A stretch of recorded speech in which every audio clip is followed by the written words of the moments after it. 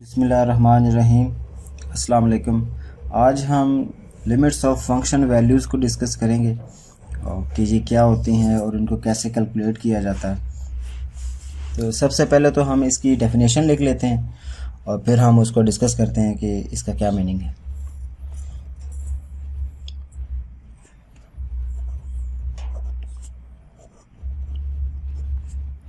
Late F of X be defined on an open interval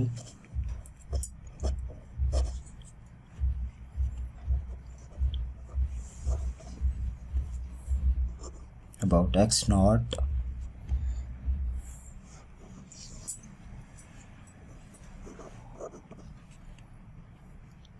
except possibly at x naught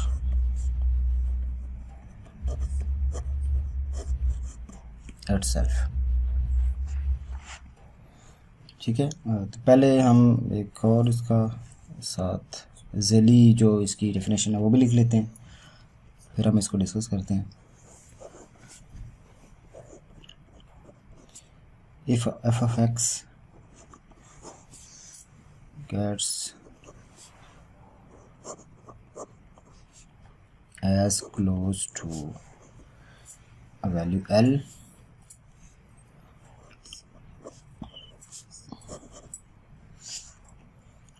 for all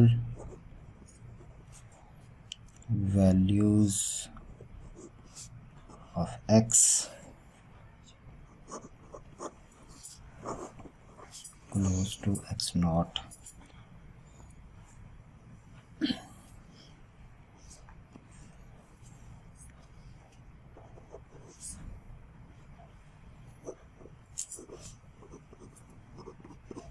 we say that a function f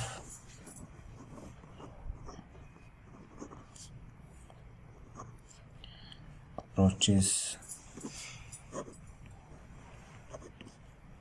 the limit L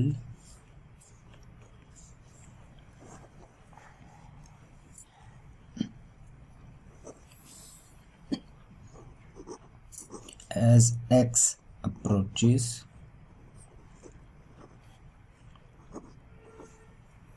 x naught।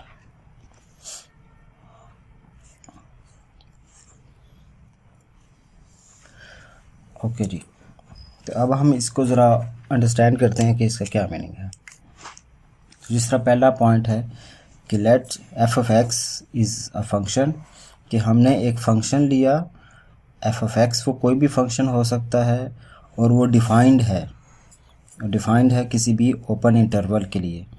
हमने इससे पहले discuss किया हुआ है कि जिस तरह एक डोमेन है, हमारे किसी भी फंक्शन की डोमेन होती है, तो डोमेन बेसिकली ये हमें बता रही होती है कि ये पर्टिकुलर जो फंक्शन f है ये x की कौन सी वैल्यूज़ के लिए डिफाइंड है, यानी कि एग्जिस्ट कर रहा है। तो लेट्स से कोई भी एक ओपन इंटरवल हमारे पास आ जाता है और उस ओपन इंटरवल के अंदर कोई एक x नॉट एक वैल्यू है। ये x नॉट कोई भी वैल्यू हो सकती है जो उस ओपन इंटरवल के अंदर एग्जिस्ट कर रही होगी। इसका मतलब है कि हम एक ऐसा ओपन इंटरवल चूज़ करेंगे जिसके अंदर x नॉट उसके अंदर शामिल हो, या इन अदर वर्ड्स हम x नॉट ऐसा चूज़ करेंगे जो कि किसी ओपन इंटरवल के अंदर एग्जिस्ट करता हो, मींस x नॉट उसकी डोमेन में आता हो। अच्छा, अब डेफिनेशन का ये पार्ट तो हमें ये बता रहा है कि हमने एक ओपन इंटरवल चूज़ किया कि जो एक x नॉट के इर्द गिर्द एग्जिस्ट कर रहा है, लेकिन इसी डेफिनेशन का जो अगला पार्ट है वो हमें ये बताता है कि एक्सेप्ट पॉसिबली x नॉट, कि आपने एक डोमेन या एक फंक्शन ऐसा चूज़ किया है और जो जिसकी डोमेन x नॉट के इर्द गिर्द है, लेकिन x नॉट एक ऐसी वैल्यू है उस इंटरवल के दरमियान जिस पर वो फंक्शन डिफाइंड नहीं है। मीन्स अगर x नॉट की वैल्यू उस फंक्शन में पुट की जाए या सब्स्टिट्यूट की जाए तो वो फंक्शन अनडिफाइंड हो जाता है। हमने क्लास में जिस तरह डिस्कस किया था कि समटाइम ऐसा होता है कि आप अपने उस फंक्शन के अंदर कुछ वैल्यूज़ पुट करें तो वो इनफाइनाइट हो जाए, और वो भी हम उसको डोमेन का पार्ट नहीं बनाते। इसी तरह यानी क्योंकि वो उस डोमेन के लिए वो डिफाइंड नहीं होता। इसी तरह अगर कहीं ऐसा फंक्शन हो कि उसमें अयोटा वाली या इमेजिनरी पार्ट एग्जिस्ट कर रहा हो, या वो फंक्शन इमेजिनरी या कम्प्लेक्स नंबर्स की तरफ जा रहा हो, तो हम तब भी ऐसी डोमेन को हम हमेशा रिजेक्ट कर देते हैं। तो ये वही सिचुएशन बन सकती है कि x नॉट हम कोई ऐसा नंबर चूज़ करें कि जो हमारे उस फंक्शन को अनडिफाइंड कर दे, मींस उस x नॉट की पर्टिकुलर वैल्यू के लिए आपका फंक्शन डिफाइंड ही ना हो। हम आगे जब एग्जांपल डिस्कस करेंगे तो उसमें आपको ज़्यादा अच्छे तरीके से क्लियर हो जाएगा कि ये मेरी इस बात का क्या मतलब है। तो कहने का पर्पज़ ये है कि हमारे पास कोई ऐसा फंक्शन है जो कि एक ओपन इंटरवल के लिए डिफाइंड तो है, लेकिन उसके अंदर एक x नॉट एक ऐसी वैल्यू है जिसके लिए वह फंक्शन डिफाइंड नहीं है। तो फिर हम उसको कैसे कैलकुलेट करेंगे या उसके लिए हम क्या करेंगे, ये हम बेसिकली आज का जो टॉपिक है इसके इर्द गिर्द घूम रहा है। तो आगे हमें बताया जा रहा है कि let if f of x gets as close to x l, तो l एक वैल्यू है। लेट से फॉर एग्जांपल हम ये कह रहे हैं कि भाई एक आपने x नॉट चूज़ किया है।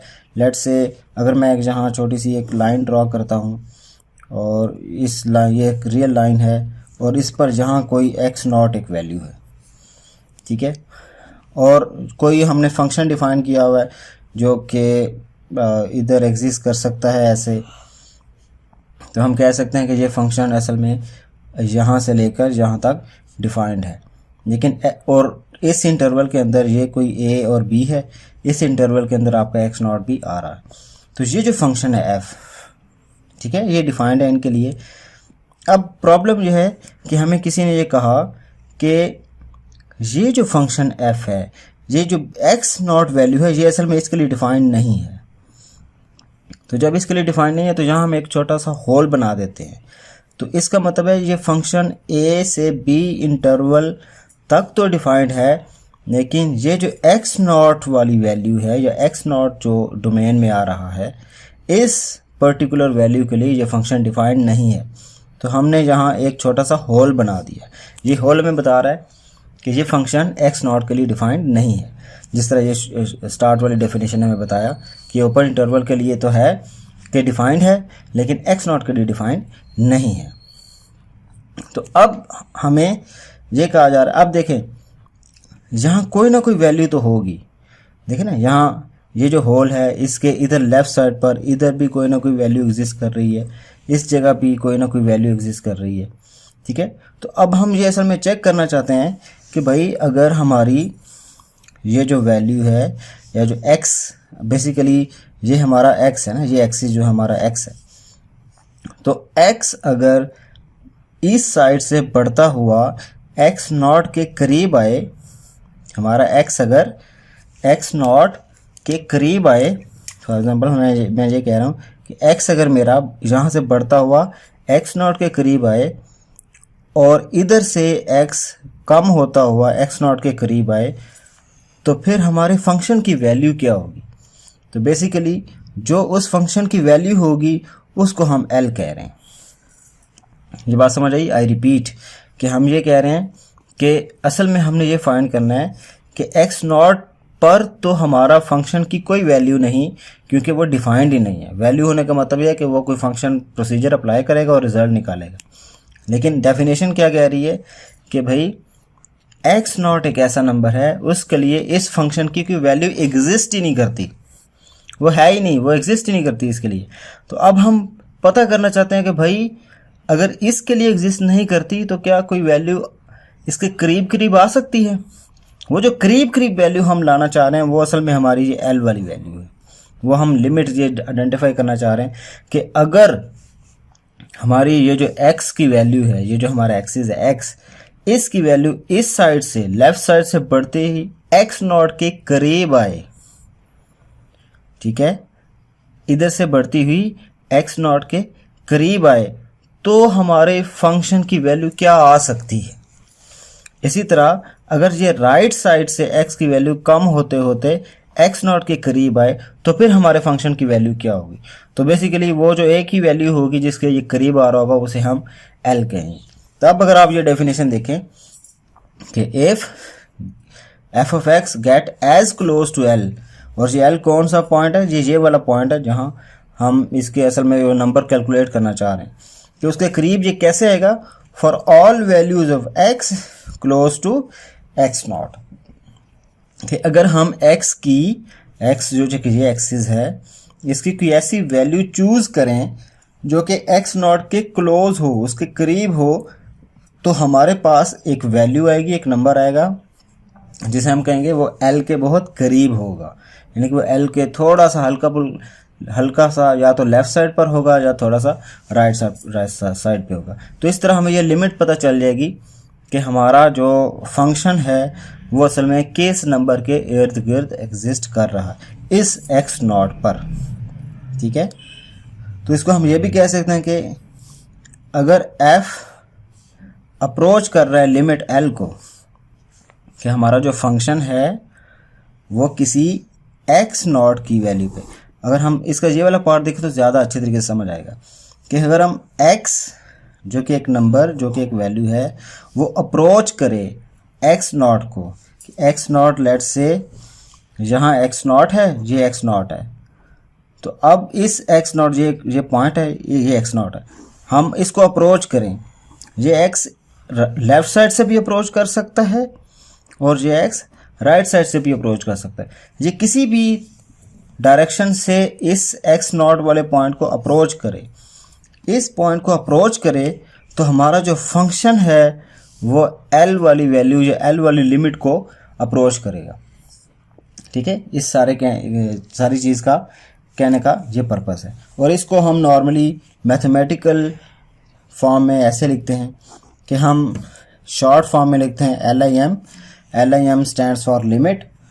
ये आपको बुक्स में भी और जहाँ भी आप देखेंगे इसे आपको ये ऐसे ही नज़र आएगा कि हम लिखते हैं लिमिट f ऑफ x, और ये लिमिट कहाँ है, हम लोग कहते हैं जी x, एरो लगाया और x नॉट लिखा इक्वल टू l। तो अब ये जो बात यहाँ ऊपर लिखी हुई है ये वाली बात कि we say that function f जो है वो अप्रोच करता है लिमिट l को जैसे जैसे x अप्रोच करता है x नॉट को। तो यहाँ देखें फंक्शन f अप्रोच करता है लिमिट l को जैसे जैसे x अप्रोच करता है x नॉट। तो ये हमारे असल में ये जो इक्वेशन लिखी हुई है इसका ये एक मतलब है, ठीक है। आई होप अब आपको ये समझ आ गया कि हमारा फंक्शन जो है वह किसी एक लिमिट l कोई एक वैल्यू है उसको अप्रोच करेगा, कब, जब हमारा x जो है वो अप्रोच करेगा किसी x नॉट को, ठीक है। अभी हम एक एग्जांपल करते हैं, आपको उससे अच्छे तरीके से क्लियर हो जाएगा।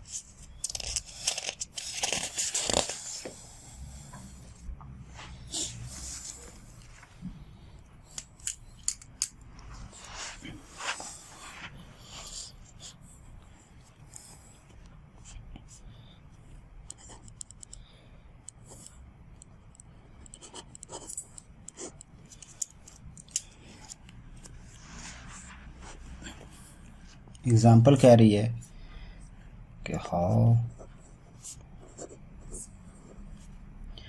डज द फंक्शन, अब वो कौन सा फंक्शन है वो यहाँ नीचे लिखा हो, function f of x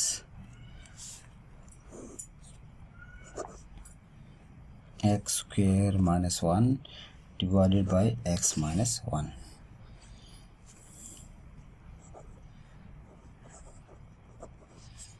behave near x is equal to 1।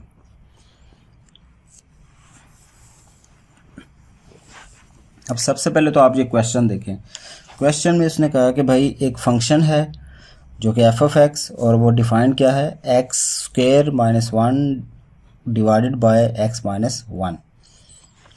तो हमने इससे पहले देखा हुआ कि इस तरह के फंक्शंस की हम डोमेन वगैरह आइडेंटिफाई कर सकते हैं, और उस नॉलेज से हमें ये पता चल जाता है कि भाई अगर इस फंक्शन में मैं x की वैल्यू 1 पुट करूं, ऊपर भी 1 पुट करूं, नीचे भी x की वैल्यू 1 पुट करूं, तो क्या होगा, 1 का स्क्वायर ऊपर 0 आ जाएगा, इसी तरह नीचे भी 0 आ जाएगा। ठीक है, तो ये क्या हुआ, ये हमारा फंक्शन जो है ना ये अनडिफाइंड हो गया। तो ये एक बहुत बड़ा प्रॉब्लम है। तो ये नहीं होना चाहिए, या होना क्या चाहिए कि ये एक ऐसी हमने डोमेन चूज़ की जिसमें एक ऐसी वैल्यू है x की जो कि x इक्वल टू 1 है। जिस तरह उसने पूछा हुआ है कि अगर ये फंक्शन हो तो x की वैल्यू 1 पुट करने से ये कैसा बिहेव करेगा। तो ये इसका जो बिहेवियर है वो बेसिकली अनडिफाइंड बिहेवियर है।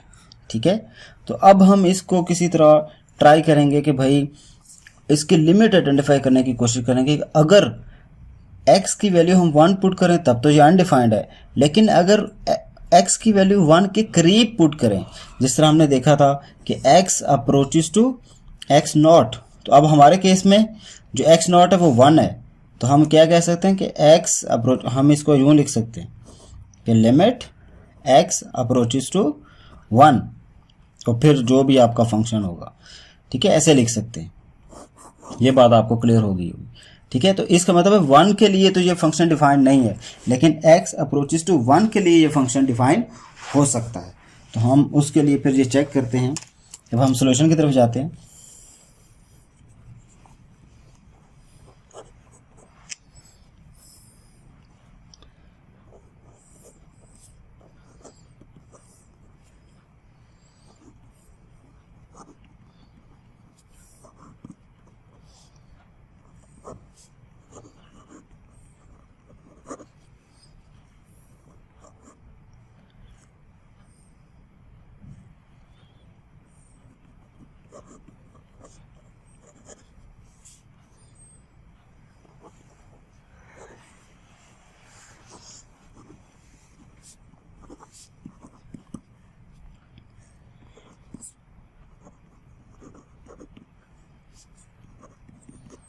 जो बात मैंने पहले कही थी कि हमारा एक गिवन फंक्शन जो f है that is defined for all real values of x की कोई भी वैल्यू आप इसमें पुट कर सकते हैं, किसी किस्म का कोई इशू नहीं होगा except x is equal to 1, क्योंकि जैसे ही हम 1 पुट करेंगे तो हमने यहाँ देखा था कि अगर मैं जहाँ भी 1 पुट कर देता हूँ तो 1 माइनस 1 0 आ जाएगा, इसी तरह ऊपर 1 का स्क्वायर आ जाएगा -1, तो ये भी एक अनडिफाइंड सिचुएशन है।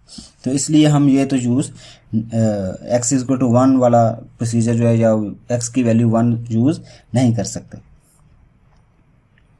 अब तो फिर इसका मतलब है इसको सॉल्व कैसे करेंगे, तो उसके लिए फिर हम क्या करेंगे, for x not equal to 1, कि जब हमारी x की वैल्यू 1 नहीं होगी तो हम फिर क्या करें, हमें इसका सोल्यूशन कैसे निकालें, वी कैन सिंप्लीफाई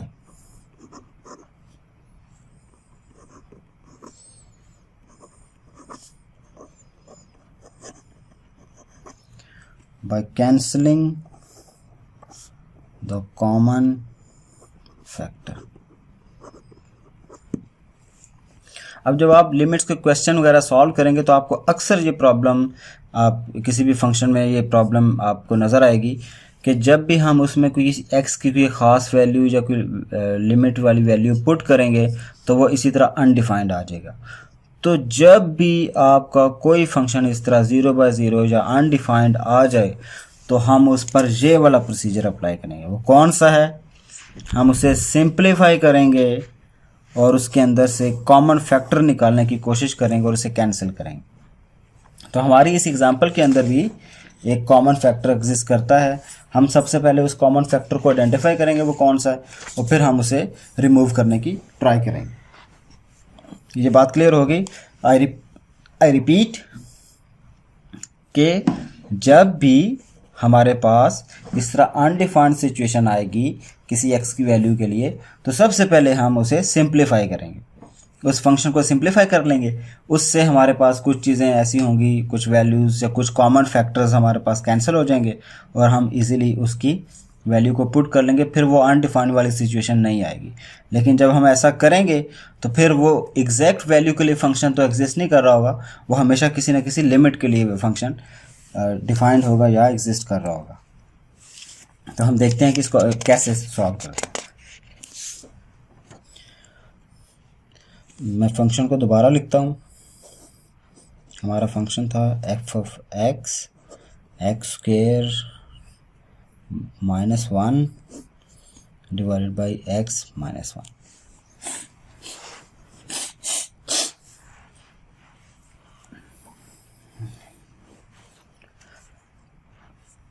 तो अब हम इसको कैसे सॉल्व करेंगे। आपने इससे पहले जो बेसिक अलजबरा पढ़ा होगा उसमें आपने एक फार्मूला, बड़ा फेमस फार्मूला है, वो आपने देखा होगा कि अगर a प्लस बी के साथ हम a माइनस बी को मल्टीप्लाई कर दें तो हमारे पास जो आंसर है वो a square minus B square आता है। ये फार्मूला आपने लाजमी देखा होगा। और इसी तरह अगर कहीं a square minus B square हमें नज़र आए तो हम उसको ब्रेक डाउन कर सकते हैं a plus B into B minus a minus B में। ठीक है, तो अब यही सिचुएशन यहाँ भी एग्जिस्ट कर रही है।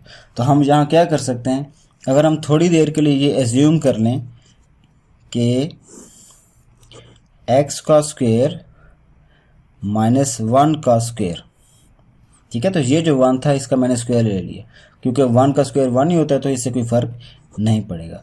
लेकिन हमारी सिचुएशन क्या बन गई, अब अगर आप ये देखें इसमें x square basically a square -1 का square is basically b square.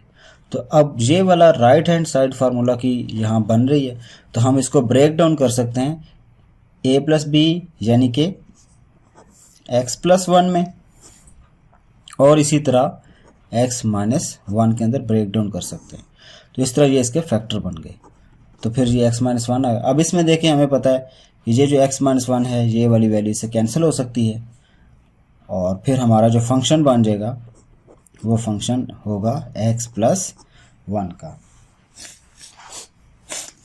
ये फंक्शन x प्लस 1 तो बन गया है। देखिए अब सिंप्लीफाई होगा। अगर हम इसमें 1 वैल्यू पुट भी कर दें तो इसमें 1 आने से ये 2 हो सकता है, लेकिन हम ऐसा 1 वैल्यू पुट कर नहीं सकते। उसकी वजह क्या है, क्योंकि ये बेसिकली ये जो फंक्शन था ये ओरिजिनेट हुआ दिस ओरिजिनल फंक्शन से। तो ओरिजिनल फंक्शन में हम 1 नहीं पुट्स कर सकते। इसका मतलब है हमें इसके साथ ये कंडीशन भी लगानी होगी कि f of x is basically x plus 1 for x not equal to 1। कि ये फंक्शन अब सिंप्लीफाई तो हो गया है, लेकिन इसका मतलब ये नहीं कि अब हम इसमें 1 पुट भी कर सकते हैं। नहीं, हम 1 पुट नहीं कर सकते। ठीक है, लेकिन ये फंक्शन हमेशा डिफाइन होगा किन वैल्यूज़ के लिए, जहाँ x इक्वल टू 1 नहीं होगा। तो अब अगर इस फंक्शन को हम ड्रॉ करें और फंक्शंस के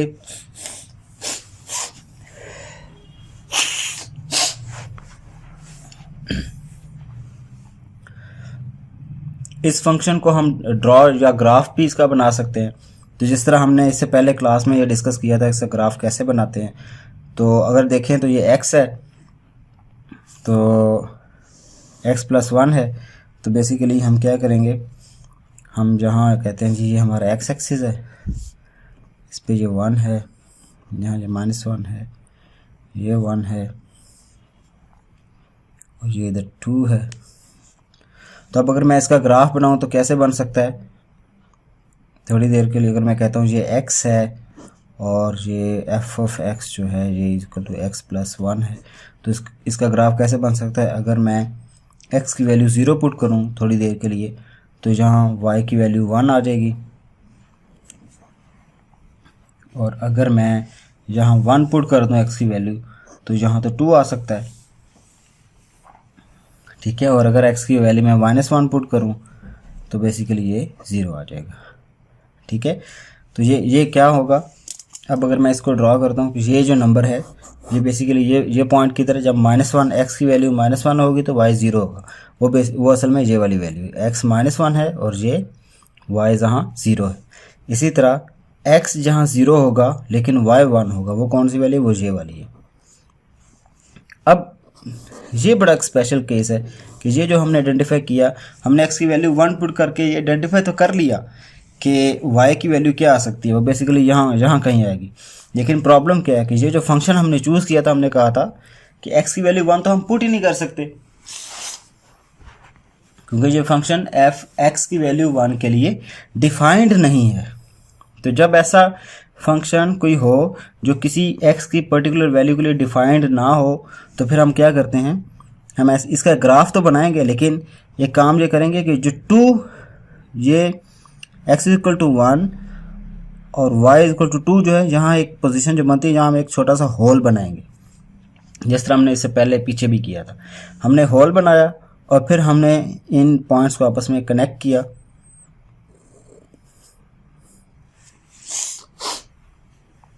जब हमने इनको आपस में कनेक्ट किया तो अब ये एक लाइन तो बन गई, ये एक लाइन की इक्वेशन बन गई, लेकिन यहाँ एक दरमियान में एक पॉइंट रह गया। ठीक है, ये पॉइंट कौन सा है, जब x की वैल्यू 1 है। तो ये जो है this is basically x is equal to 1। इसके लिए ये फंक्शन डिफाइंड नहीं है। तो फिर हमने क्या किया, हमने बेसिकली यहाँ एक होल बना दिया जिससे ये पता चलेगा कि ये फंक्शन इस पर्टिकुलर पॉइंट के लिए डिफाइंड नहीं है। अच्छा, ये पॉइंट हमें क्या बता रहा है, ये हमें ये जो होल है ये बता रहा है कि अगर आप x की वैल्यू 1 पुट करते हैं, किसी तरह अगर पुट कर पाते हैं आप, तो 2 आ सकता है। लेकिन हमें पता है कि हम x की वैल्यू 2 पुट नहीं कर सकते क्योंकि ये हमें अलाउ नहीं है। लेकिन हम ये तो कर सकते हैं, अभी हमने लिमिट के वो जिस तरह पढ़ा था कि हम x की वैल्यू अप्रोचिस 1 तो पुट कर सकते हैं, क्योंकि अब ये हमारी लिमिट है, ये हमारा x0 है बेसिकली बन गया। तो अब अगर हम किसी तरह x अप्रोचिस टू 1 करें, कि हम x की कोई ऐसी वैल्यू पुट करें जो 1 के बहुत करीब हो, चाहे जो वो लेफ़्ट साइड से करीब हो चाहे वो राइट साइड से करीब हो, वो जितनी भी करीब होगी, तो वो जितनी 1 के करीब होती जाएगी तो हम उतना y की किसी एक वैल्यू के करीब आते जाएंगे, और वो एक्सपेक्टेड वैल्यू कौन सी है, वो 2 है। तो ये ग्राफ हमें ये बता रहा है कि अगर हम किसी तरह x is equal to 1 approach कर रहे हों तो हमारी एक वैल्यू y आ सकती है जो कि 2 आ सकती है। ठीक है, तो अब हम ज़रा इसको लिखते हैं।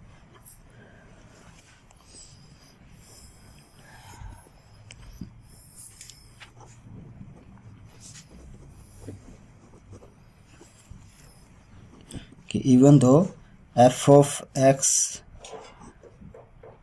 को अगर हम इस तरह इसमें एक वैल्यू पुट कर दें f ऑफ 1 की, तो दिस इज नॉट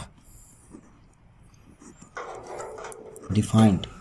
ठीक है, क्योंकि ये हमें फार्मूला बता रहा है कि ये f की वैल्यू, अगर आप x की वैल्यू 1 पुट करते हैं फंक्शन में, तो इसके लिए ये डिफाइंड नहीं है। लेकिन हम क्या कर सकते हैं,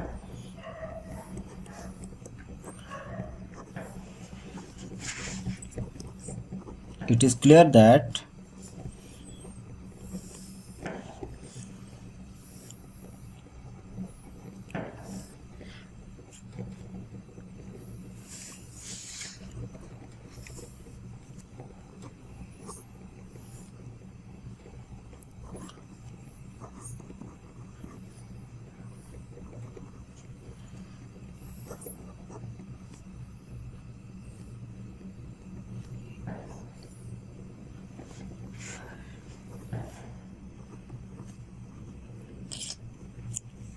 अब ये हमें इससे क्लियर हो रहा है कि हम f ऑफ x की वैल्यू अगर चाहें तो 2 के करीब ला सकते हैं।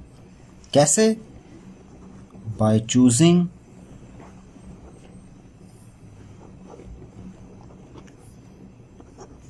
x close enough to 1। तो ये बात बड़ी इंपॉर्टेंट है।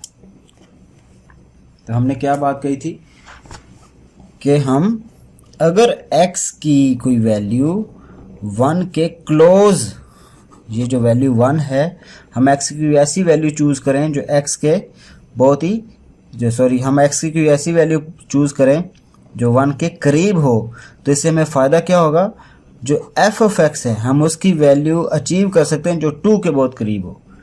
ठीक है, तो अगर हम x में x की वैल्यू ऐसी है जो कि 1 के बहुत करीब है, ये ग्राफ भी हमें बता रहा है, अगर हम x की वैल्यू 1 के करीब चूज़ करें तो हमें मिल सकती है y की वैल्यू 2 के करीब। ठीक है, और इसको अगर हम टेस्ट करना चाहें तो हम इसके लिए एक छोटा सा टेबल भी बना सकते हैं और उस टेबल से हमें ज़्यादा अच्छे तरीके से क्लियर हो जाएगा।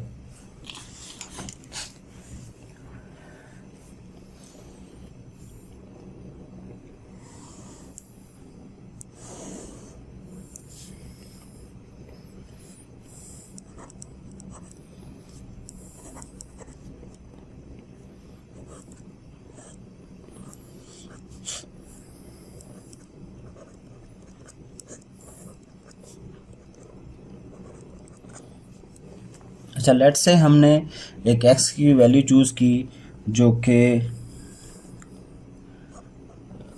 बिलो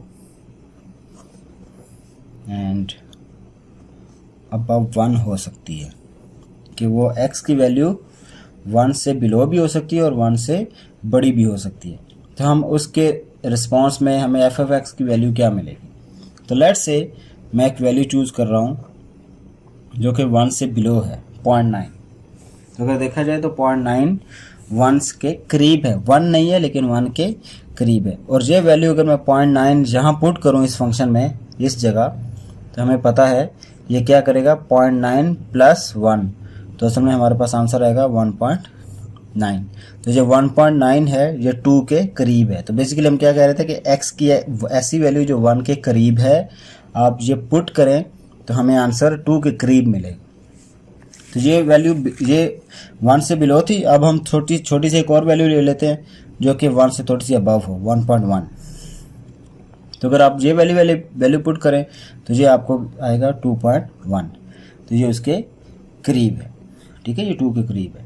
अब अगर हम एक और छोटी सी वैल्यू ले लेते हैं लेकिन वो बिलो 1 हो लेकिन 1 के ज़्यादा करीब हो, तो वो क्या हो सकती है, 0.99। अब ये जो 0.99 है बेसिकली ये 1 के ज़्यादा करीब है एज़ कम्पेयर टू 0.9। तो अब हमें इसका आंसर क्या मिलेगा, 1.99, क्योंकि हमने 0.99 जहाँ पुट किया उसमें 1 ऐड हुआ तो 1.99। अब जो 1.99 है ये 2 के ज़्यादा करीब है एज़ कम्पेयर टू 1.9 के, ठीक है। तो इसी तरह हम एक और छोटी सी वैल्यू ले लेते हैं जो कि 1 से थोड़ी सी अबव हो, 1.01। अब ये 1.1 की निस्बत ये जो 1.01 है ये ज़्यादा करीब है 1 के, ठीक है। तो इसका आंसर क्या आ सकता है, इसका आंसर आएगा जब हम यहाँ पुट करेंगे तो 2.01। तो ये वाली वैल्यू ज़्यादा करीब है 2 के एज़ कम्पेयर टू 2.1। अब एक और छोटी वैल्यू ले लेते हैं।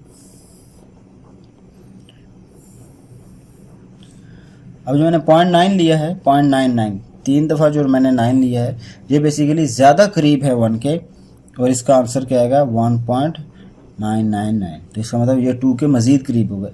इस मीन जैसे जैसे हम ये जो 0.9, 0.99, इसी तरह 0.999, ये जैसे जैसे हम 9 ये पॉइंट के बाद वैल्यूज़ इंक्रीज़ कर रहे हैं, हम 1 के ज़्यादा करीब जाते जा रहे हैं। इसी तरह हम दूसरे एंड पर 2 के ज़्यादा करीब आते जा रहे हैं। तो ये बस इसमें ऑब्जर्व करना है।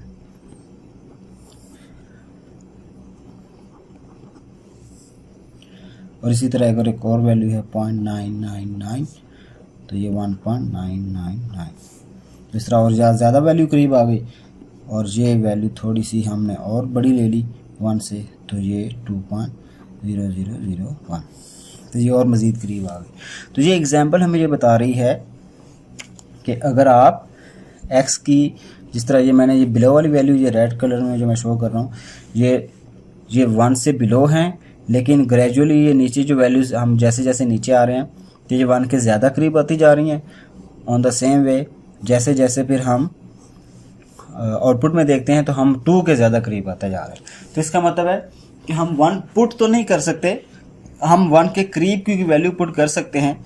तो जैसे जैसे हम 1 को अप्रोच कर रहे होंगे, तो ये समय हम क्या कर रहे हैं, ये हम 1 को अप्रोच कर रहे हैं। जैसे जैसे हम 1 को अप्रोच करेंगे वैसे वैसे हम दूसरी साइड पे 2 को अप्रोच कर रहे होंगे।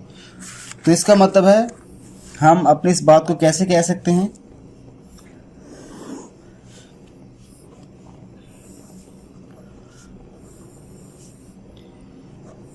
we can say that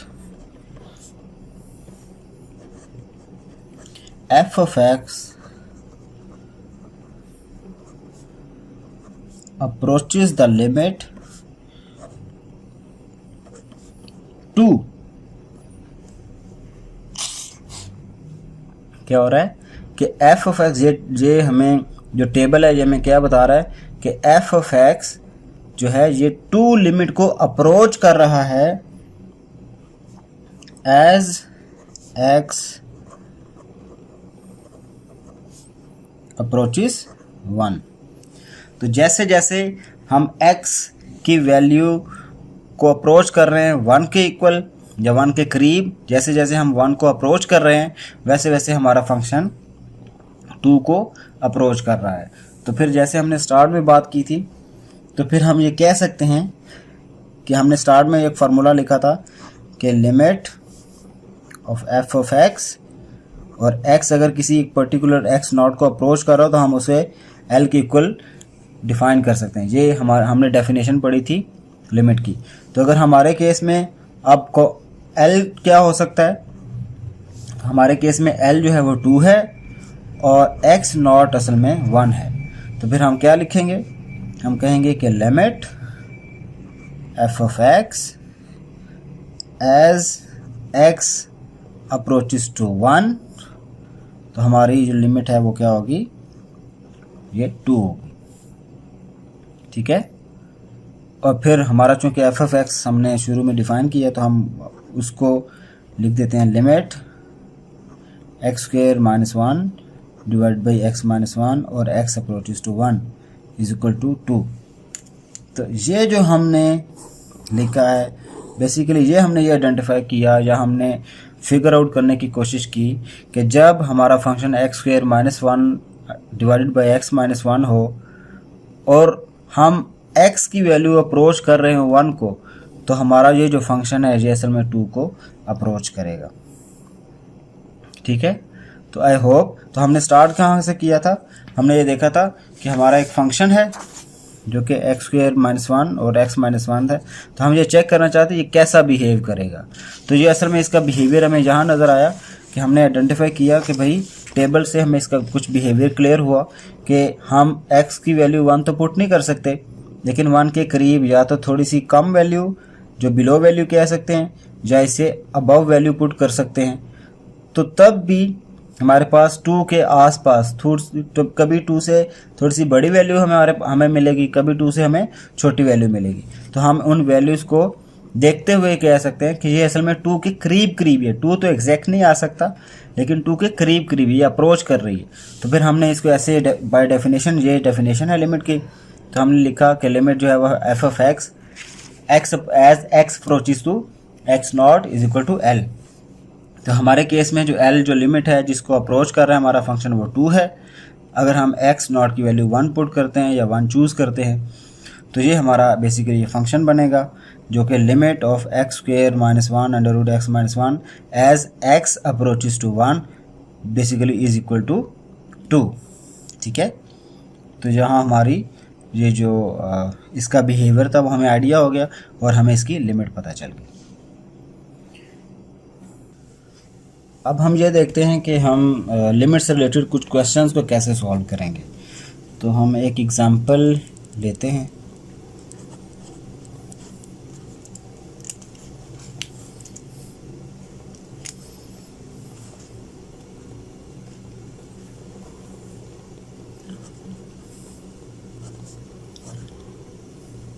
Find limit by calculating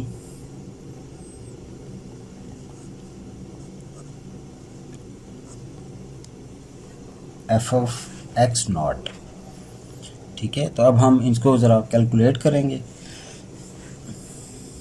तो पार्ट 1 में हमारे पास f of x क्या है,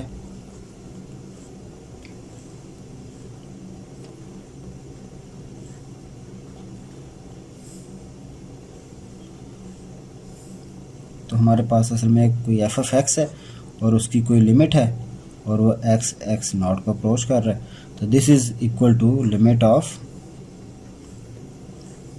एक्स अप्रोचेस टू 2 और फंक्शन है 5x माइनस 3। तो लेट्स से ये हमारे पास एक फंक्शन है, ठीक है जी, और हमें ये आइडेंटिफाई करना है कि इसकी लिमिट क्या है, और हमने क्या आइडेंटिफाई करना है कि एफ ऑफ एक्स नॉट क्या है। तो हमारे केस में अगर हम इस क्वेश्चन को देखें तो हमारे पास यहाँ एक्स नॉट की वैल्यू 2 है, तो ये जो 2 नज़र आ रहा है ये हमें असल में एक्स नॉट की वैल्यू नज़र आ रही है। तो अब हम क्या करेंगे, हम जहाँ जहाँ एक्स होगा इस क्वेश्चन में या इस फंक्शन के अंदर, वहाँ वहाँ इस एक्स नॉट की वैल्यू जो बेसिकली 2 है वो पुट।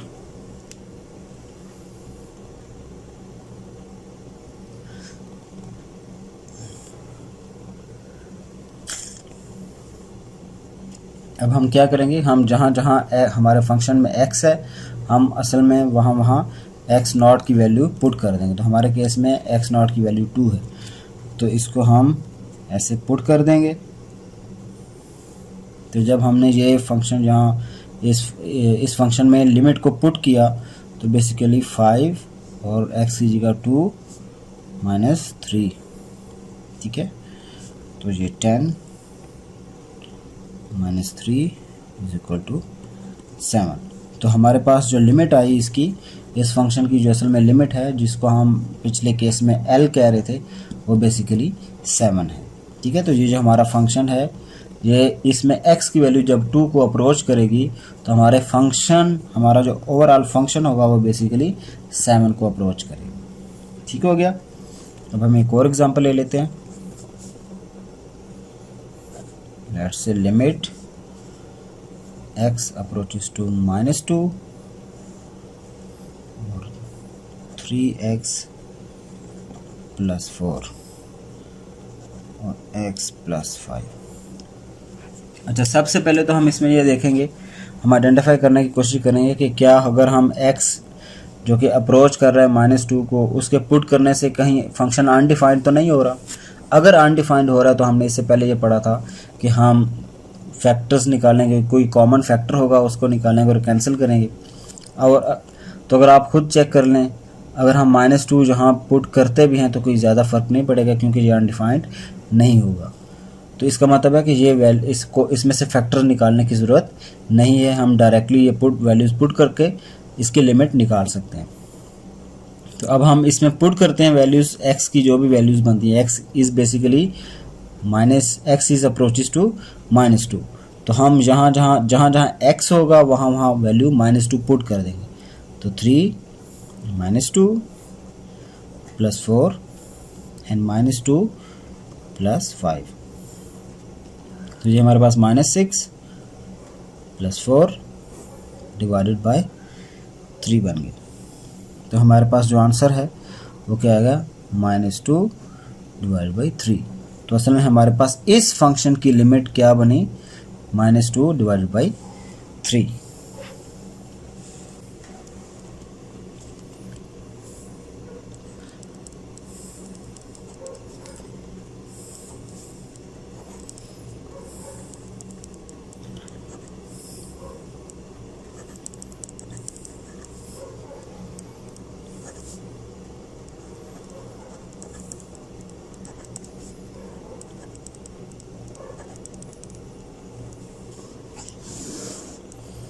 तो अब हम ये चेक करेंगे कि 2 टाइप्स के हमारे पास फंक्शन होते हैं, एक को हम आइडेंटिटी फंक्शंस कहते हैं और एक टाइप के हम फंक्शंस को कांस्टेंट फंक्शंस कहते हैं। तो अब हम ये देखेंगे अगर इन दोनों में से किसी एक टाइप का फंक्शन हमारे पास आ जाए तो वो कैसा होता है, और फिर उसकी लिमिट अगर हमें निकालनी हो तो कैसे निकालेंगे।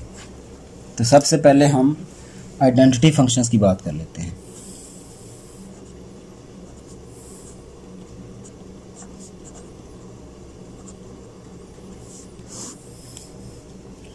तो आइडेंटिटी फंक्शन होता कैसा है, तो पहले हम उसकी डेफिनेशन लिख लेते हैं। इफ f जो कि फंक्शन है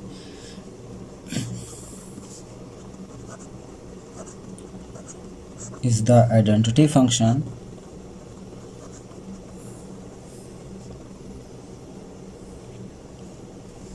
और वो कैसा है, f of x is basically x, सीधा सीधा। तो ये आइडेंटिटी है, क्योंकि आइडेंटिटी इसको क्यों कह रहे हैं, आइडेंटिटी का मतलब होता है वन होना या एक जैसा होना, ठीक है। तो अगर हम x की कोई एक वैल्यू पुट करें तो वही वैल्यू अगर वापस आ जाए, ठीक है, x की कोई भी वैल्यू पुट करें और वही सेम वैल्यू अगर वापस आ जाए तो हम इसे कहते हैं ये आइडेंटिकल है।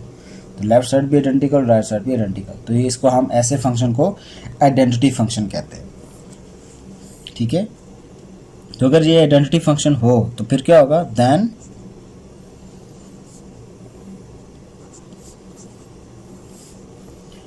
It has limit at every point. तो इसकी जो लिमिट होगी वो असल में हर पॉइंट पर एग्जिस्ट कर रही होगी। तो इसको अगर हम ऐसे लिखेंगे कि limit x approaches to x not और f ऑफ x। अब अगर हम f ऑफ x की जगह जो x पुट कर दें,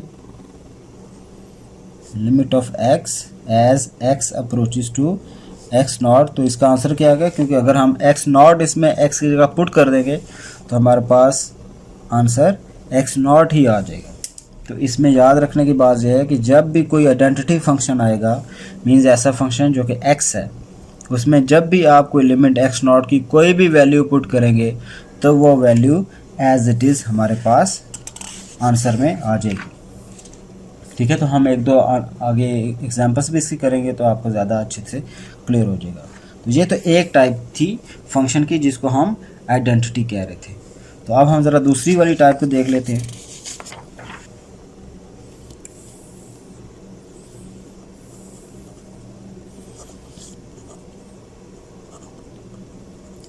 कांस्टेंट फंक्शन कौन सा होता है, if f is the constant function, और वो कैसा होगा, उसकी डेफिनेशन होगी s इक्वल टू k, ठीक है। तो f of x is equal to k, तो k is basically any constant. तो ऐसे फंक्शन की लिमिट क्या होगी, then it has limit at, एक तो ये हर पॉइंट पर इसकी लिमिट एग्जिस्ट करेगी, तो चूंकि हर पॉइंट पे लिमिट एग्जिस्ट करेगी तो फॉर एनी वैल्यू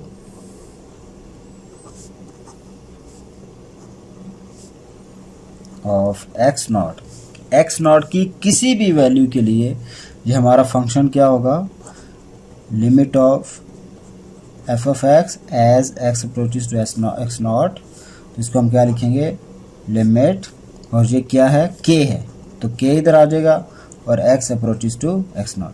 अब इसमें चूंकि x नहीं है, अब जब हम लिमिट पुट करते हैं तो हम असल में x की जगह वैल्यू पुट करते हैं। तो अब इस फंक्शन में तो जस्ट k है, x तो है ही नहीं, तो इसका मतलब है हम कहीं भी इस पूरे फंक्शन में x नॉट पुट नहीं कर सकते। तो हमारे पास ये कांस्टेंट जो k जो है ये एज इट इज़ आ जाएगा। तो इट्स मीन हमारे पास ऐसा फंक्शन जिसमें कोई constant k is basically k is any constant.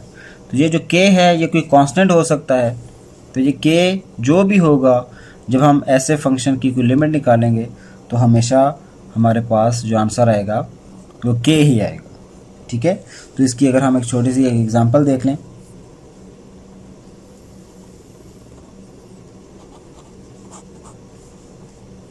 तो फॉर एग्जांपल हमारे पास एक लिमिट है, limit of x as x approaches to 3, ठीक है। तो अब अगर देखें ये क्या होता है, ये जब जैसे हमने यहाँ ये डिस्कस किया कि this is an identical function या आइडेंटिटी फंक्शन, तो बेसिकली हमारे पास क्या है, ये x ही है। तो ये आपको नज़र आ रहा होगा कि ये असल में x ही है, तो ये x है और जहाँ x नॉट की वैल्यू क्या है 3, तो हमारे पास आंसर में क्या आएगा, हम x की जगह 3 पुट कर देंगे। तो हमारे इस फंक्शन की जो लिमिट है वो 3 है और ये आइडेंटिटी है क्योंकि इसमें x लिखा हुआ है, ठीक है। इसी तरह हम एक और देख लेते हैं फंक्शन लिमिट x, ये अगेन एक आइडेंटिटी फंक्शन है, लेकिन इसकी लिमिट चेंज है। तो जब हम x की वैल्यू 6 पुट करेंगे तो इसकी लिमिट क्या आएगी, 6 आएगी। अब हम दूसरे टाइप के फंक्शन की लिमिट देख लेते हैं। तो लेट्स से ये एक फंक्शन है 4 और इसकी लिमिट है x अप्रोचेस टू 7। तो अब इसमें तो x है ही नहीं, तो x पुट ही नहीं कर सकते। तो जब पुट नहीं कर सकते तो क्या होगा, 4 एज इट इज़ यहाँ आ जाएगा। तो इसका मतलब है एक फंक्शन जो कि f of x is basically k। तो ये जो f ऑफ x यहाँ था वो k है, तो ये जो f ऑफ x है ये बेसिकली k है, और वो k इस केस में, हमारे केस में क्या है 4, तो 4 एज इट इज़ आंसर में आ जाएगा। इसी तरह एक और एग्जांपल ले लेते हैं। अच्छा, अगर हम 4 ही ले रहे हैं और लिमिट चेंज कर दें, और जहाँ लेट से लिमिट हमने 2 लिख दी, पहले 7 ली थी अब 2 लिख दी, तो अब इसका आंसर क्या आएगा, इसका आंसर भी 4 ही आएगा, क्योंकि इससे कोई फ़र्क नहीं पड़ रहा कि x किस चीज़ को अप्रोच कर रहा है। x जिस मर्जी वैल्यू को अप्रोच करे, हमारा चूंकि फंक्शन ही कांस्टेंट है तो वो हमेशा वही वैल्यू आंसर में देगा। ठीक है जी, ये बात क्लियर होगी। तो आई होप अब आपको कांस्टेंट फंक्शन और आइडेंटिटी फंक्शंस क्लियर हो गए होंगे।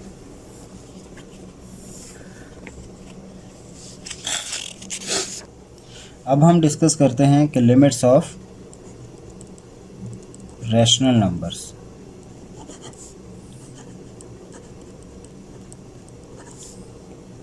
या limits of rational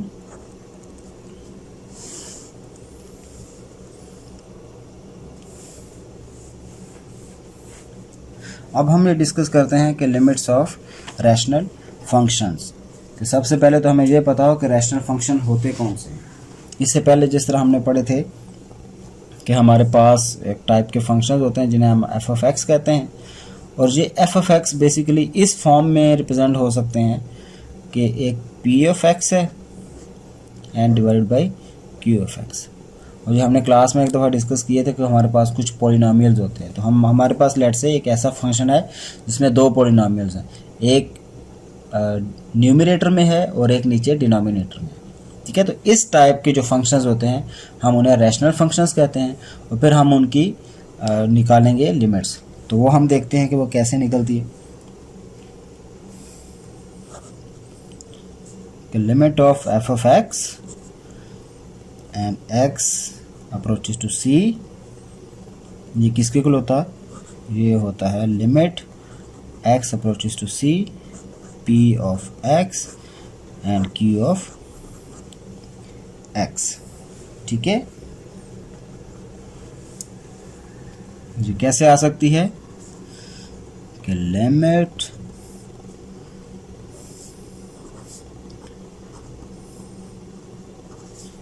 limits of rational function can be founded by substituting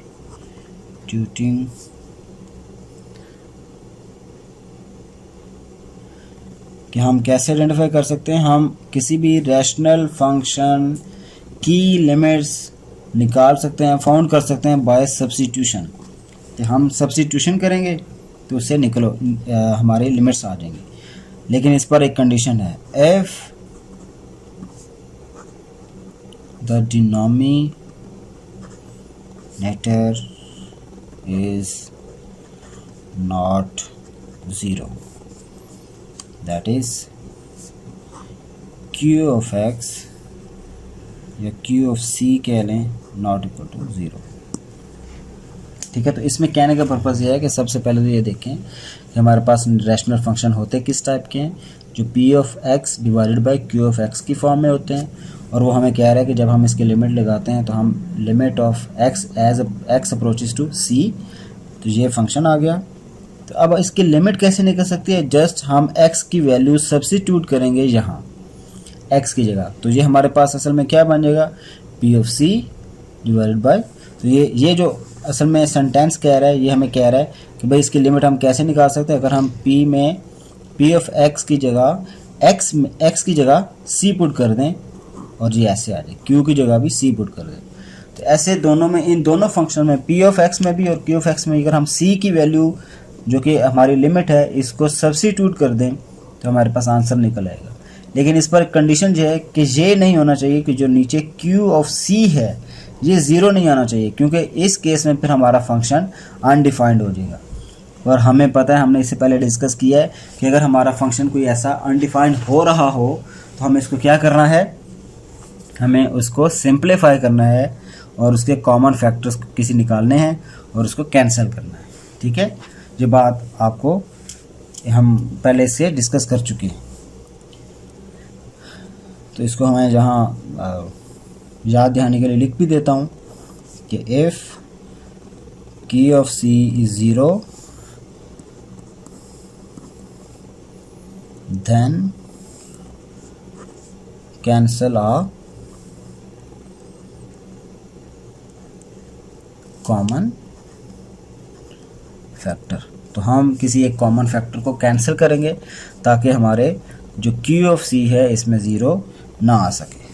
ठीक है, तो अब हम इसकी कुछ एग्जांपल सॉल्व करते हैं तो उससे हमें ज़्यादा अच्छी चीज़ें क्लियर हो जाएंगी।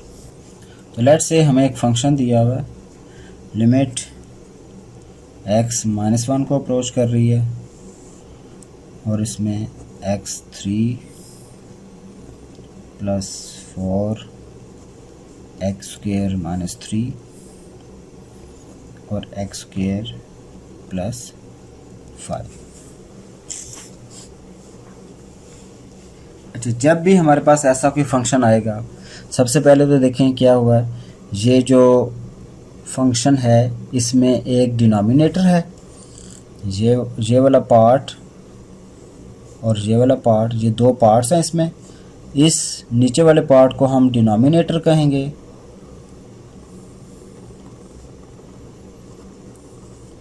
ठीक है, और ऊपर वाले पार्ट को हम न्यूमरेटर कहेंगे।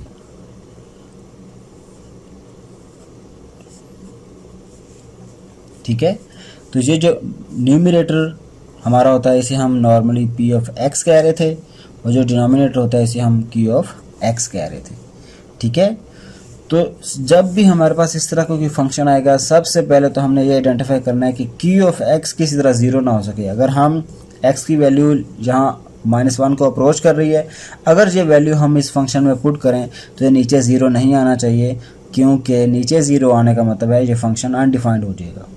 तब अगर हम किसी तरह यहाँ पुट करके चेक कर लें, अपने माइंड में ही अगर चेक कर लें, तो ये -1 है, जब x की जगह -1 पुट होगा तो स्क्वायर हो जाएगा, तो आंसर 1 आएगा। तो 1 + 5 जो है वो 6 आएगा, तो इसका मतलब 0 नहीं आएगा। इट्स मीन ये फंक्शन सेफ है। अगर जस्ट हम x की वैल्यू इसमें पुट कर दें, सब्स्टिट्यूट कर दें, तो हमारा प्रॉपर आंसर निकल आएगा।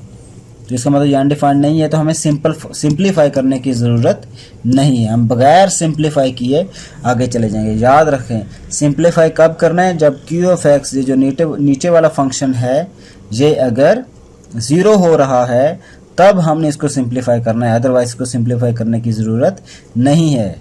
जब ये 0 नहीं हो रहा तो हम सिंपली x की जो वैल्यू अप्रोच जिसे कर रहा है वो वैल्यूज़ पुट कर देंगे। अब जिस तरह मैं -1 यहाँ क्यूब ये पुट कर दिया, +4 -1 का स्क्वायर -3 और -1 का स्क्वायर +5 ये पुट किया, आंसर निकल आया। ये -1 इसका आंसर आ गया, क्योंकि -1 का क्यूब -1 होता है, +1 का स्क्वायर जो है वो 1 ही होता है, -1 का स्क्वायर +1 होता है। 1 जब 4 से मल्टीप्लाई होगा तो आंसर 4 आ जाएगा, -3। तो यहाँ नीचे ये +1 आपका हो जाएगा +5।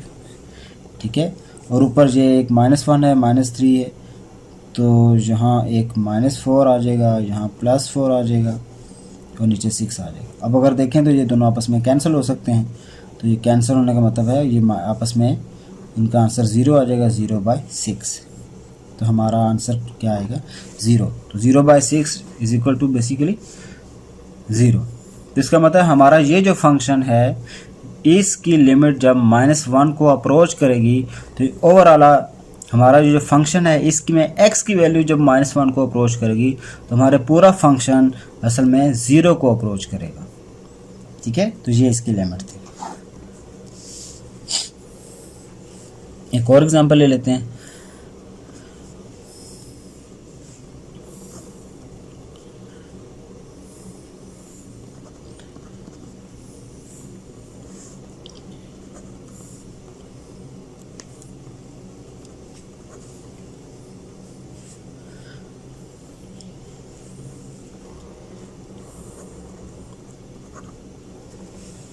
अब इसमें ज़रा आप गौर करें, अब इसमें उसी तरह पी ऑफ एक्स है, ये ऊपर पी ऑफ एक्स है, नीचे क्यू ऑफ एक्स है। तो अब सबसे पहले तो ये आइडेंटिफाई करें अपने माइंड में, क्या क्यू ऑफ एक्स ज़ीरो तो नहीं आ जाएगा अगर हम एक्स की वैल्यू 1 पुट करेंगे। तो अगर मैं इस साइड पर चेक कर लूँ, ये जो क्यू ऑफ एक्स है एक्स स्क्वेयर माइनस एक्स, इसमें 1 पुट करता हूँ, जहाँ 1 आएगा 1 का स्क्वेयर 1 और माइनस भी 1, तो इसका मतलब ये 1 माइनस 1 का मीन 0, तो डिनोमिनेटर में 0 आ जाएगा और ये फंक्शन अनडिफाइंड हो जाएगा, जो कि हमारे पिछले केस में नहीं था। इस केस में x की वैल्यू अगर 1 को अप्रोच करेगी तो हमारा फंक्शन अनडिफाइंड हो जाएगा। तो हम अब क्या करेंगे, हाँ जी, आपके जहन में फ़ौरन आ गया होगा कि हमने फ़ौरन इसकी फैक्टराइजेशन करनी है, इसमें से कोई कॉमन फैक्टर निकालना है। ठीक है, तो अब आपने क्वाड्रेटिक इक्वेशंस पढ़ी होंगी और उनके सोल्यूशन भी निकाले होंगे, तो उनमें फैक्टरिंग से, फैक्टराइजेशन से भी हम उसको सॉल्व कर सकते हैं। तो ये जो फंक्शन है या जो हमारे पास ऊपर एक्सप्रेशन है, इसको मैं फैक्टर बनाऊंगा, X square plus 2x minus X minus 2। ठीक है, ये मैंने क्या किया कि अगर X square as it is और ये x जो है, हम फैक्टराइजेशन से हमें पता है कि इसके कोफिशिएंट और इसके कोफिशिएंट को अगर मल्टीप्लाई करें तो जो आंसर आए, अगर उन कोफिशिएंट्स को हम ऐड करें आपस में तो ये आंसर आए। तो अब हमने क्या किया, इसका कोफिशिएंट 1 है, इसका -2 है, तो मैंने 1 और -2 को मल्टीप्लाई करके, तो असल में यही आंसर निकालना है। एट द एंड कोफिशिएंट ये आना चाहिए, लेकिन जब -1 और 1 और -2 को मैं ऐड करूं तो मेरे पास आंसर ये आना चाहिए।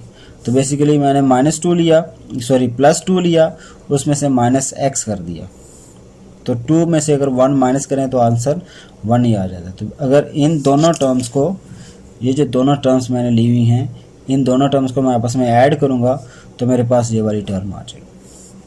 ठीक है, तो ये मैंने ऐसे फैक्टराइजेशन किए, ये मैं सपोज कर रहा हूँ कि ये चीज़ें आपको आती हैं। और इसमें से मैंने x कॉमन ले लिया,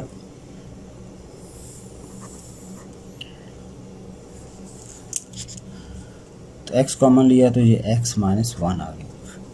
ठीक है, अब मैंने इसमें से, इन दोनों में से कॉमन लिया x, तो x प्लस 2 आ गया। इसमें से मैंने -1 कॉमन लिया तो x आ गया, -1 चूँकि कॉमन लिया है तो अंदर प्लस हो जाएगा, तो ये आंसर आ गया। तो x इंटू एक्स माइनस 1 आ गया, तो x प्लस 2 ये एंड x माइनस 1 ये। ठीक है जी, तो हमने सिंप्लीफाई कर लिया। अब इसमें हमें कॉमन फैक्टर मिल गया, एक ये और एक ये, हमने इसको कैंसिल किया। तो अब हम इस पर अगर लिमिट लगाएं और हम कहें कि limit as x approaches to 1 तो x plus 2 divide by x। अब इसमें अगर हम 1 पुट करें तो किसी किस्म का कोई इशू नहीं है। ठीक है, तो हम क्या करेंगे, हम इसके साथ इसमें वैल्यूज पुट कर देंगे, x की वैल्यू 1 प्लस 2 डिवाइड बाई 1, तो ये आंसर 3/1 आंसर 3। तो इसका मतलब मुझे हुआ कि जब हमारे इस फंक्शन की वैल्यू x अप्रोच करेगी 1 को, तो हमारा जो पूरा फंक्शन है वो अप्रोच करेगा 3। ठीक है, एक और एग्जांपल डिस्कस कर लेते हैं।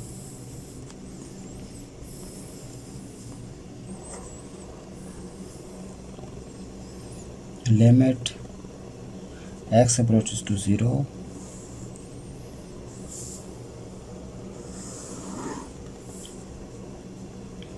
x का square plus 100 under root whole under root -10 अलग से और फिर डिवाइड बाई एक्स स्क्वायर। अब इसमें सबसे पहले हमने क्या आइडेंटिफाई करना है, सबसे पहले तो ये देखना है कि डिनोमिनेटर में कहीं 0 तो नहीं आ जाएगा अगर हम x की वैल्यू 0 पुट करेंगे, और हमें पता है जब हम पुट करेंगे तो 0 आ जाएगा। तो इसका मतलब है हम इसमें डायरेक्ट वैल्यू पुट नहीं कर सकते। तो इसके लिए हमें इसे सिंप्लीफाई करना होगा। तो सबसे पहले हम इसको सिंप्लीफाई कैसे करेंगे ये हम देख लेते हैं। हमने पीछे भी एक फार्मूला डिस्कस किया था कि a minus B A plus B, अगर आप इनको मल्टीप्लाई करें तो A square minus B square बनता है। तो इस तरह का जो फार्मूला है जो हमने पहले भी डिस्कस किया है, इसको हम यहाँ बताएंगे, यहाँ यूज़ करेंगे और बेसिकली हम अपने इस फंक्शन को रैशनलाइज करेंगे। और वो कैसे करेंगे वो आप देखेंगे। X square plus 100 under root minus 10 divide by X square. अब ये जो ऊपर टर्म है, ये जो पूरी इसमें जो माइनस, इसमें मैं एज्यूम ये कर रहा हूँ कि इसमें ये वाली जो टर्म है ये मेरी a है और ये वाली जो टर्म है ये मेरी b है। ठीक है, ये पूरी टर्म a है और इसमें से 10 जो है ये मेरा b है। तो a माइनस b, तो असल में यहाँ a माइनस b लिखा हुआ है। अगर मैं इसके साथ किसी तरह मल्टीप्लाई कर दूँ इसी का a प्लस b, तो ये मेरा a बन गया प्लस 10। ठीक है, ये देखें ना, अब इसमें और इसमें कितना डिफरेंस है, सिर्फ प्लस और माइनस का। ठीक है, तो चूंकि मैंने इसके साथ ये मल्टीप्लाई किया तो मुझे डिवाइड भी करना होगा ताकि एक्सप्रेशन जो है वो सेम रहे, प्लस 10। ठीक है, तो अब ये ऊपर वाली सिचुएशन बन गई, ये a minus B into A plus B. तो अब इसको मैं क्या कर सकता हूँ, मैं A square minus B square लिख सकता हूँ। तो इसको मैं क्या कर सकता हूँ, मैं X square plus 100 under root और इसका होल स्केयर। अब ये चूंकि ए था पूरा ये वाला, इसका स्केयर ले लिया, इसी तरह माइनस 10 का स्क्वेयर आ गया। ठीक है, और नीचे मेरा क्या आ जाएगा, x square into x square plus 100 plus 10, ये आ गया। ठीक है, अब हमें ये पता है कि अंडर रूट जो है वो स्क्वेयर के साथ कैंसिल हो जाता है। तो इसको जब मैंने इसके साथ कैंसिल किया तो मेरे पास आंसर क्या आया, एक्स स्क्वेयर प्लस 100 माइनस, अब 10 का स्क्वेयर लूँगा तो वो भी 100 आ जाएगा। तो एक्स स्क्वेयर, तो X square plus 100 under root plus 10। तो अब इसमें जो 100 हैं ये आपस में कैंसिल हो जाएंगे। तो मेरे पास आंसर क्या बचेगा, मेरे पास ऊपर यहाँ सिर्फ एक्स स्क्वेयर रह जाएगा और x square divided by X square plus 100 and plus 10। और इसमें मुझे पता है ये भी कॉमन है, ये एक्स स्क्वेयर से कैंसिल हो गया। तो हमारे पास जो आंसर आएगा तो उसको हम लिखेंगे x square plus 100 and plus 10। तो ये जो मैंने लिखा ये बेसिकली मैंने सिंप्लीफाई किया अपने इस फंक्शन को। अब मैं इस पे लिमिट अप्लाई करता हूँ, मैं कहता हूँ जी लिमिट x अप्रोचेस 0 और किस पर limit, x square plus 100 plus 10 पे। ठीक है, तो अब जब मैं इसमें x की वैल्यू 0 पुट करूँगा तो मेरे पास आंसर क्या आएगा, 0 का स्क्वेयर प्लस 100 प्लस 10। तो अब 0 का तो आंसर 0 ही आएगा। तो ये असल में 100 का अंडर रूट प्लस 10, तो 100 का जो अंडर रूट होता है वो असल में 10 होता है। तो ये 10 प्लस 10, तो मेरे पास जो आंसर आएगा वो बेसिकली 1/20। तो बेसिकली ये मेरे पास वो लिमिट है जब हमारा फंक्शन x अप्रोचेस टू 0 होगा तो हमारी लिमिट जो L है वो 1/20 होगी। लेकिन ये कैसे आई, इसके लिए मुझे ये रैशनलाइज़ करना पड़ा। अपने इस फंक्शन को रैशनलाइज़ क्यों किया, क्योंकि डिवीजन में अगर हम x की वैल्यू सब्स्टिट्यूट करें, 0 पुट कर दें तो ये आंसर नीचे 0 आ जाएगा जो कि इसको अनडिफाइंड कर देगा।